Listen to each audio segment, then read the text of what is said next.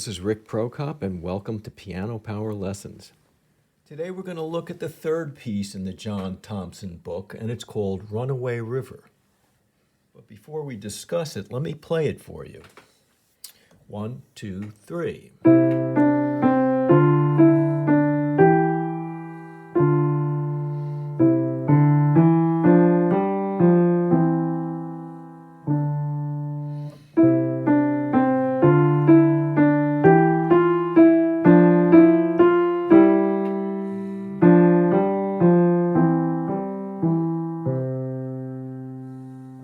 So the first thing to be aware of is that we're playing in 3/4 time. And what this literally means is there are 3 quarter notes worth of music in every bar. Well, if there are 3 quarter notes, then the longest note is what's called a dotted half note. And for those of you who are new to music notation, the dotted half note is now equal the 2 beats of the half note, and the dot is half of 2, which is 1, so this dotted half note is worth 3 beats. If we look at the right hand, we have one long phrase that spans 8 bars. So a clarinet player would probably try to take this all in one breath.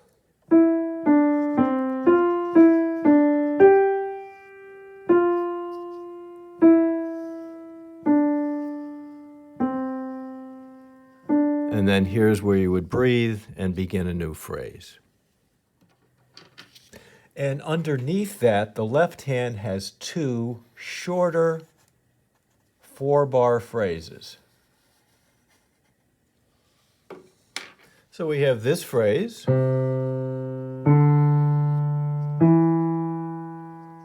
which reaches a high point on this E, and then comes back down to where it began on the C, and climaxes on this G here and dies down. Now, all of this is happening as the right hand climaxes here up on this G. They're both dying. Right hand's dying, left hand comes in and takes over the show, and then they both drop out. See that?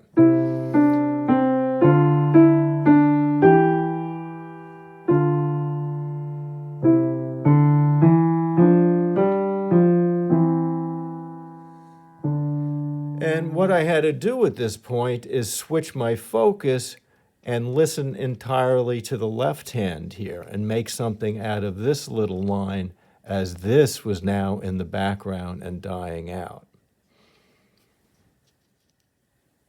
The remaining 8 bars are a little less complicated because each hand has a phrase that's 8 bars long.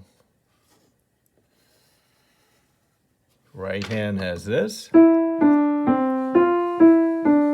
And it's building to this point and then dies off. And the left hand starts out slower and goes right along with that right hand. It's a continuous phrase, 8 bars long.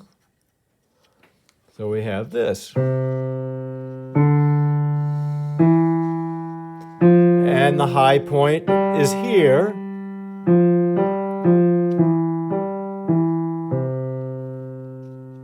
Lining up with the right hand. So now both voices are moving to here and then slowly dissipating. Now, a high point in music is like when you get angry. It just doesn't happen and then immediately cut off. The anger usually lasts a while, the intensity of that anger, and it slowly dissipates. So you don't want something like this. Big build to this. Here we are, big moment and then nothing. Rather,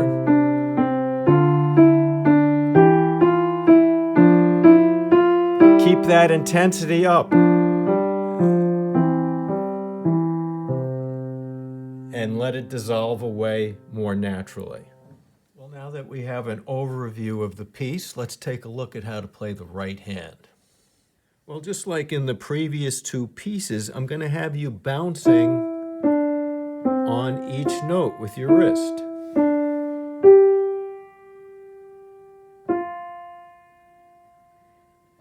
Because we're playing very slowly.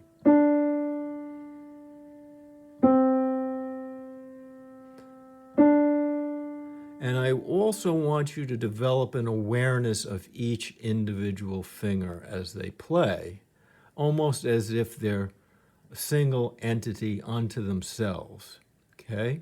As you get faster and faster, as you play faster and faster and develop that ability,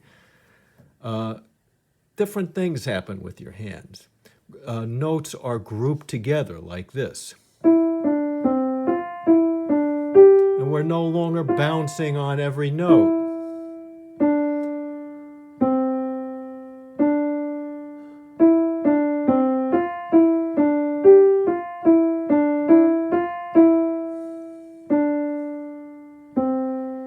And in this case, I'm using a technique which I developed called physical groups, which is based on how your fingers naturally play and react as they're playing, and how they then impact how the wrist moves throughout a group of notes. But for now, let's just continue bouncing. Take your left hand under your right wrist and just manipulate it like we did in patterns. And just be aware of every note that you're playing and the rhythm and the sound.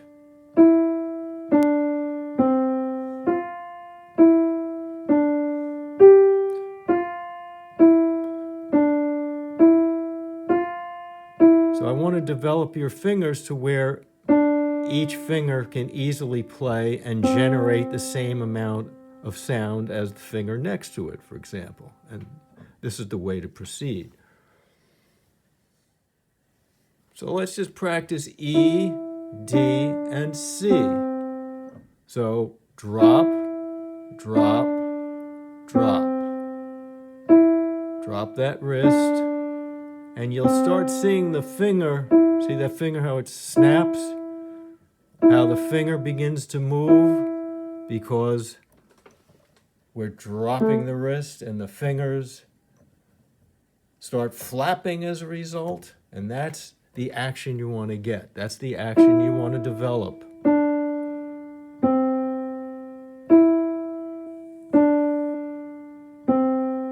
Okay, so what's happening is by doing this, the finger lifts before it comes down. Before it hits the key, because of the action of the wrist, the finger is now activated. And there's a slight lift before it hits the surface of the key. So two things are going on. There's an up-down, an up-down, and an up-down. Okay? And let's try 4, 3, 2. Same thing. So pick your wrist up and drop it. Try again. 4, 3, 2.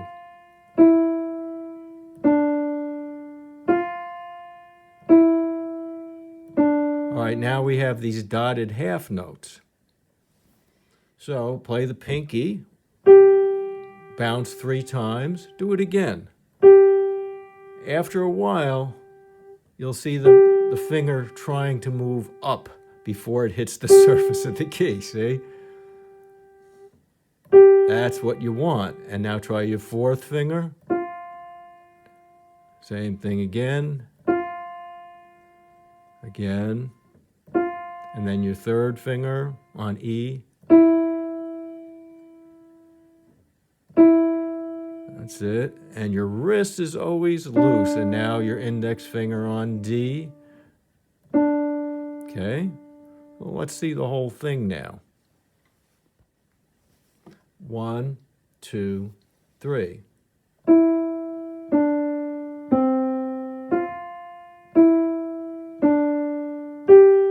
2, 3, 2, 3, 2, 3. Now we come to the thumb, back up to the index finger. Okay. All right, let's try that with time. I got the metronome on 60. Here we go. 1, 2, 3.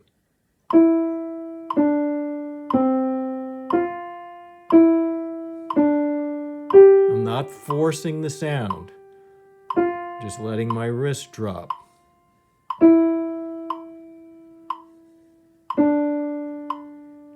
I'm never pushing down. Okay. All right, in the next 8 bars, we have a repeat of these 2 measures, but now you have to go up to your pinky here and do G, F, E. So let's do that a bunch of times. You're holding your wrist, your right wrist, with your left thumb on top and your index finger underneath. You're gently holding that and you're manipulating your wrist. Let's just try G, F, E. Again. And you want to be comfortable here, comfortable here, comfortable here at every point in the process. All right, now let's try the E, D, C, F, E, D, G, F, E. There we go. 1, 2, 3.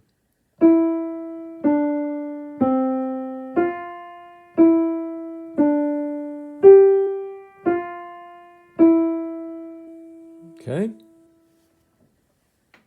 And let's continue on now from the G and to the end of the piece, which would be this. Back up, and then E, 2, 3, and D, and finish on C. 2, 3, 1. Let's try that again from the G. 1, 2, 3.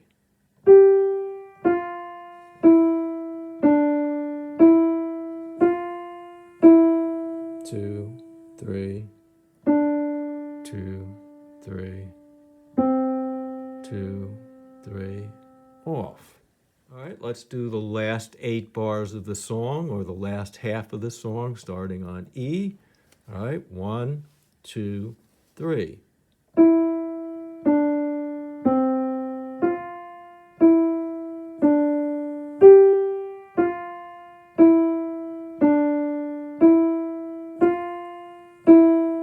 2, 3, 2, 3, 2, 3, and off.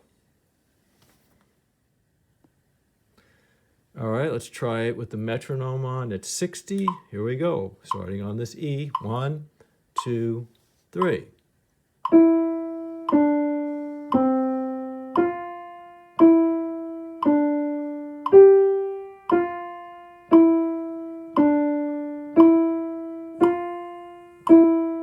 2, 3, 2, 3, 2, 3, and off.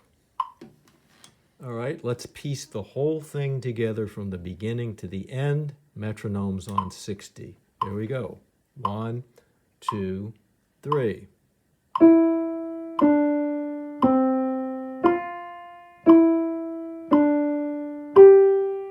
Keep loose.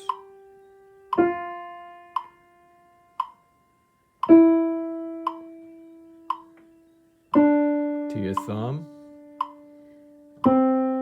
index finger, E coming up,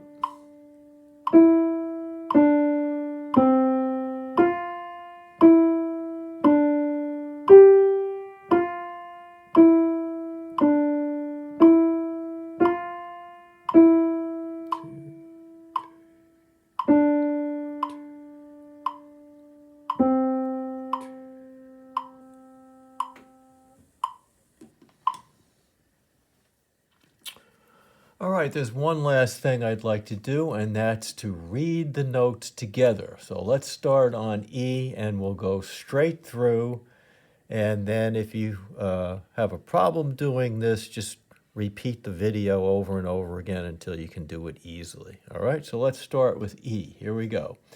E, D, C, F, E, D, G, F, E, D, C, D. E, D, C, F, E, D, G, F, E, D, E, F, E, D, C. Well, I hope you enjoyed the lesson, and we'll see you next time and learn the left hand together. Okay, take care and have a great day.